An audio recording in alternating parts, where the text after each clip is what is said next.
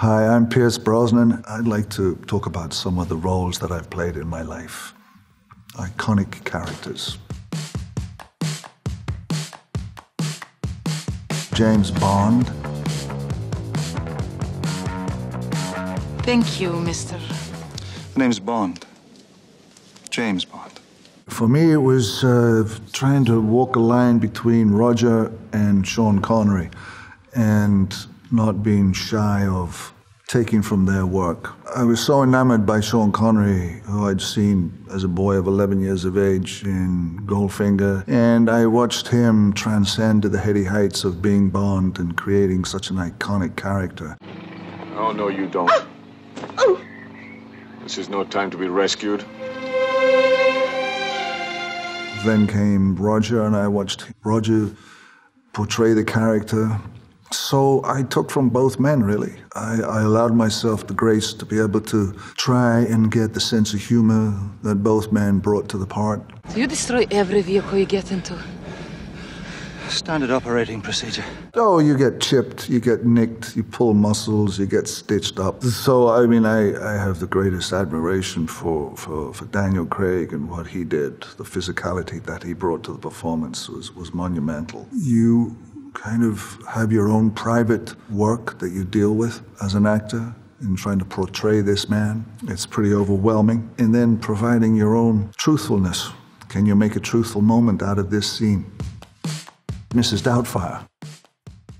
I remember getting the job. I remember being absolutely over the moon by getting the job because I had to pay the mortgage that month, if I remember. I was a single father, and I get a job with Robin Williams. This must be the famous Mrs. Doubtfire. It's a pleasure to meet you. Yes, well, Miranda's been raving about you. Odd. She's never mentioned you. No? No. He's one of the great clowns, greatest comedian, actor, humanitarian. He led with his heart and his soul and every fiber of his being. I was so thrilled to be working with him, Sally Field. I remember going up to San Francisco the first day. I went into the makeup trailer and Robin was there, and he had a Hawaiian shirt on and big hairy arms and cargo pants and hairy legs, but he had the head of Mrs. Doubtfire. Oh, hello, Pierce. Oh, you're very handsome. Oh, give us a kiss. Oh, hey there, buddy. Nice to see you. Glad you came up. Hello, Robin. How are you, man? Oh, I'm good, man. I've been here for hours. That's a pretty impressive bauble you got her. Oh, thank you. Fellow gives a gift like that, he wants more than a piece of her heart, eh? Bit of a going down payment, huh? Excuse me? Oh, no, dear. Sink the sub. Hide the weasel, park the porpoise. Bit of the old Humpty Dumpty. I would go to work, and I went to work every day on that movie, and I was always working with, Mrs. Doubtfire. It wasn't until the end of the movie that I met Robin. Chris Columbus, as a director, he created such a warm environment for us all to be free in and create in. And Robin, of course, had full realm of creativity and spontaneity and humanity and passion for all of us as actors. His commitment to that role was phenomenal because he would go to work and be there from 4 o'clock in the morning. Oh, isn't he a stunning piece of work? Look, Neddy, that's called liposuction.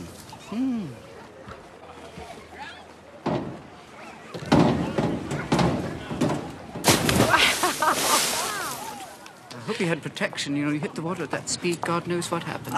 There's a sunny morning, and my character, Stu, has to walk out on the diving board and do a swallow dive. I don't dive. I don't do swallow dives. I don't like heights. Top board, 300 extras, action. I'd walk out to the end of the board, and I'd go like this, and they'd say, cut, and then I had to tiptoe back.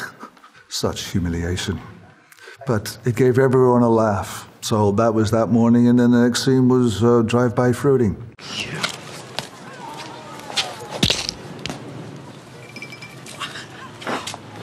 Oh, sir! I saw it! Some angry member of the kitchen staff. Did you not tip them? Oh, the terrorists, they ran that way. It was a run by fruiting. I'll get them, sir. Don't worry. Drive-by fruiting, it wasn't in the script. I get the beers, I'm walking back, I'm thinking this is going to take forever to hit me on the head. First one missed, Second one is history. Dante's Peak. Oh, God. Oh my God. Oh, no.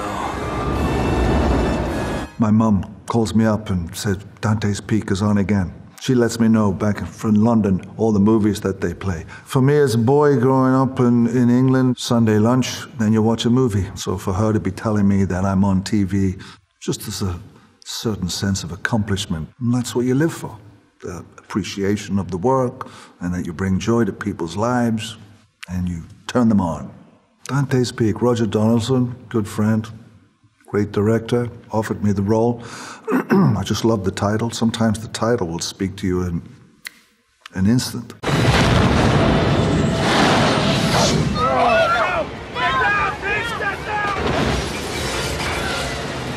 It had the potential to be a crowd pleaser, family film. There was no deep characterization of the man. I knew that I had a following and I had an audience now as James Bond, and I try to keep it as simple as possible within the context of the script and the emotion of the script and the relationships of the characters. You know, I looked at film, I looked at lots of footage of these men who go into these powerfully dangerous situations with Mother Earth, and I just had a great time doing it. Fishing. I'd go fishing. We were in Coeur d'Alene. You know, some of these shots would take a long time to set up. So I'd get to work at 6, 7 in the morning, and sometimes I wouldn't see the camera till about 10, 11 or 12. But we'd be in beautiful circumstances with a river, so I'd go fly fishing. I mean, that's where my singing career started. Because I sing Row, Row, Row the Boat. Merrily, merrily, merrily, merrily, life is down the stream. Row your boat gently down the stream. Merrily, merrily, merrily, life is down the stream. Then came Mamma Mia. Not much progression there. Mamma Mia. We're here for the wedding. I'm Bill Anderson. Huh? I'm Bright. Harry Bright. Sam Carmichael. You are expecting us. Mamma Mia. Mamma Mia is the gift that keeps giving. It's just one of those joyful memories of life. My father had just passed away, my stepfather, and he was a Scotsman, Carmichael, Bill Carmichael. And I said, Dad has to have the piper. We have to get bagpipes. And as we're having this conversation and having a little whiskey, it's just the undertaker, my mother and I. The phone rings and it's CAA, my agents. They said, you got a job. I said, really? Oh, Meryl Streep. I went, you're kidding. And they said, look, you're going to be in London. We'd like you to go see the production. We were watching the production, and my daughter, she said, Daddy, who are you playing? I said, I don't know. I forgot to ask. I'm one of the dads. The gay dad came on. I could play him. The butch dad came on. I could play him. And then Sam Carmichael came on, the handsome dad, and I could play him too. And then in the scene, he says, you've still got my bagpipes. And his name is Carmichael. So there you go. Whatever that story means, there was some beauty to it. When you're gone, how can I even try to go on? It was terrifying having to do these songs, and SOS is such a warhorse of a song. I think what gave me the greatest comfort on the day of recording the songs up at Air Studios was to see Stellan and Colin looking like, rabbits caught in the headlights. They were terrified. We were all terrified having to sing. We go into the studio. It's 10 o'clock in the morning. It's Air Studios, and there's Benny and Bjorn sitting at the piano. All right, boys, let's go. Straight into the songs. Once we got that out of the way, the rest was just becoming a company. Phyllida Lloyd, who directed Mamma Mia, comes from the theater, comes from opera. So she created a company. We went down to Pinewood Studios for about 4 or 5 weeks, and we rehearsed. And in doing so, you're in a big studio space, and you have to get out and dance and remember the moves, and you make an ass of yourself. And there was Meryl with us all doing it and trying to remember the dialogue or the steps. So that gave us a great confidence. So when it became time to film it, everyone was very secure. Evelyn. Well, the movie Evelyn I made with my producing partner, my late producing partner, Beau Marie St. Clair, and we created a company called Irish Dreamtime. And in the space of 10 years, we made 10 movies. Evelyn is one of those films. Paul Pender wrote the script based on the true events of Desmond Doyle. The wife leaves him one Christmas morning, and he's left with children. And as was the wont in those days, the church and the state had full manipulation and control over the dominion of society. And they took the children away from him because he was a single parent. He fought to get his children back. The SPCC. The Society for the Prevention of Cruelty to Children. Aye, that's correct. Is that bitch putting about that I've been cruel to my kids? No, not at all, Mr. Doyle. No. We only have the children's welfare at heart. To lose a mother at such a young age can have a deeply traumatizing effect. How is that any business of yours? So much of the work as an actor and the preparation of the work as an actor is so interior. It's you sitting in your living room, in your bathroom, walking the streets, living, and if the story connects to your heart and the writing sustains your imagination, that interior mechanism of imagination and trying to create the look can sometimes have some alchemy to it. For me, it was the singing these pub songs. I didn't have to be a great singer, but he is a singer with passion. On the banks of the roses, me love when I sat down, and I took out me fiddle for to play me love a tune in the middle of... It was just a joyful film to make, to be back in Ireland, to be in Dublin, to be in the cast that we had, Alan Bates, Stephen Ray, Aidan Quinn, Juliana Margulies. The whole dynamic of the story was quite powerful for its time, that this man should win against the church and the state to bring back his children from the claws and the maw of church and state. That dynamic was there in its own kind of reality, and it's a film that I cherish. It's a film that I have a deep kind of fondness for, and it has a beauty to it. It is one that kind of will live on the shelf as a story for one hopes, many generations. Thomas Crown. So what do you think, Crown? You don't have any regrets about the way you played this, do you? Regret is usually a waste of time. As is gloating. You figured out what you're going to say to your board when they learned that you paid me $30 million more than others were offering? Good morning, gentlemen. I loved Steve McQueen. I love his work as an actor. You know, you steal from the best. You observe how they do it, how to be relaxed on camera, how to be present on camera. And, you know, he was such a rough and rugged character. But The Crown Affair, he was in Suits for the first time, really, and he was playing this elegant role, and he did it brilliantly. And what really turned me on was The Windmills of Your Mind, the song, and I love the romance of it. So the movies that I made with Irish Dreamtime and Beau Marie St. Clair are definitely, each and every one, a haiku of friendship and the beauty and the joy of being able to make movies and to get away with it. And each one is dear. They don't have to be box office success or just the accomplishment of making a movie. We went to the studio and they said, yes, run with it. I like to paint. I didn't want to steal money. I didn't want to steal diamonds. I wanted to steal a painting, and I wanted to hit the Met.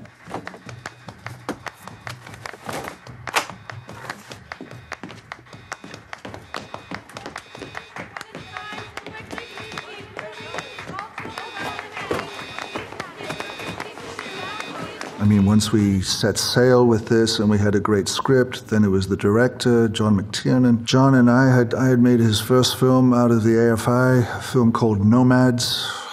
Leslie Ann Down and myself, which is a little thriller. John went off to be a mega director, and I carried on being an actor.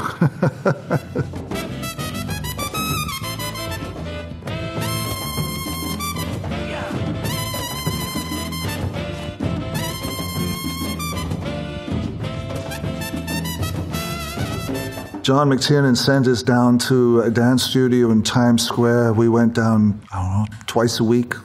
We learned every different dance you could possibly learn and really learned them.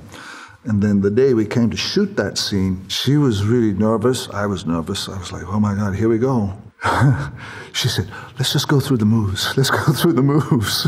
And we found ourselves in some cupboard or some cubbyhole going, dum, dum, dum, dum, dum, dum, dum. And she said, have you seen the dress I have to wear? She said, it fits into this matchbook. I said, don't worry, you're going to be great. Don't worry. It's going to be fine. And then we went for the take, and we went out there, and she was in this dress, this kind of gossamer, featherweight, beautiful dress. And like 300 extras, cameras coming in.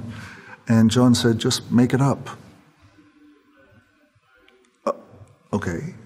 The lights came on, and that's what you see in the movie we just played. Mr. Roman Polanski said, no, it's not about Tony Blair, but all roads led to Tony Blair. So I watched Tony Blair. I looked at his interviews and his performances as the Prime Minister, and it was so well written. The book had a great muscularity to it of storytelling. Roman Polanski, one of the great directors of cinema. Mike would never have believed such crap. He was too clever, too loyal. Mike betrayed you to Reichardt.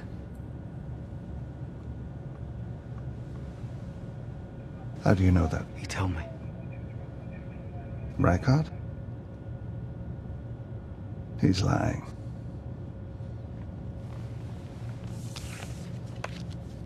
This phone number on the back of the photograph. It's Reichardt's. The handwriting, that's Makara's. Mike. I based it on Tony Blair. He was an actor. He was a great actor, a great performer. He had great speech writers.